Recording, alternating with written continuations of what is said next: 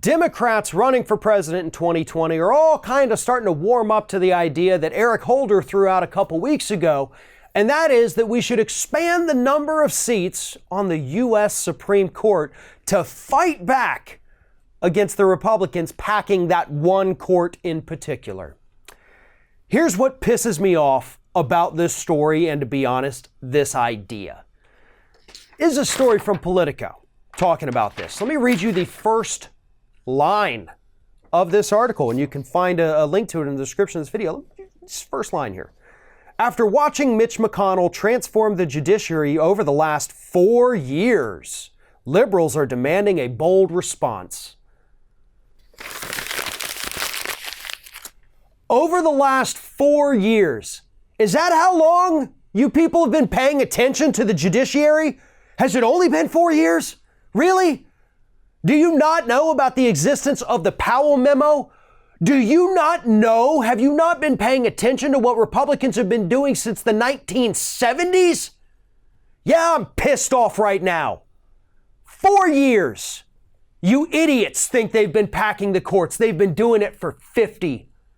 They have remade every single district court in the United States. District courts that, by the way, hear 7,000 cases a year. And about 6,850 of those 7,000 are decided at that level. That's the end. That's the end. Supreme Court gets about 100 to 150 cases a year. And you want to sit there and tell us, oh, the problem's the Supreme Court. We should add a couple more seats, as political payback. Look, I agree the Republicans have put some really horrible human beings on the court, most of whom do not belong there. I get it. I'm not disagreeing with you on that. But do you think adding a couple more seats is going to solve anything? No, because we're still going to be left with hundreds of courts in this country that are packed with right-wing ideologues who are going to consistently rule for corporations over consumers and continue to erode our civil rights. That's what they want to do, and that's what they are doing, and that's what they've been doing since the 70s, not just for the past 4 years. Here's the other thing about just adding some seats to the Supreme Court. You know what's going to happen if we do that as Democrats?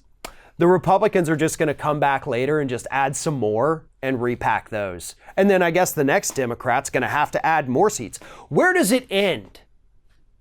Where does it end? Tell me, honestly. Because you think Republicans aren't going to pay us back? We add 2 more seats, they're going to add 10. This is a dumb idea. It is not well thought out, and it is a silly talking point to placate the liberal base that doesn't understand how badly our court system is screwed up in the United States. There is a solution.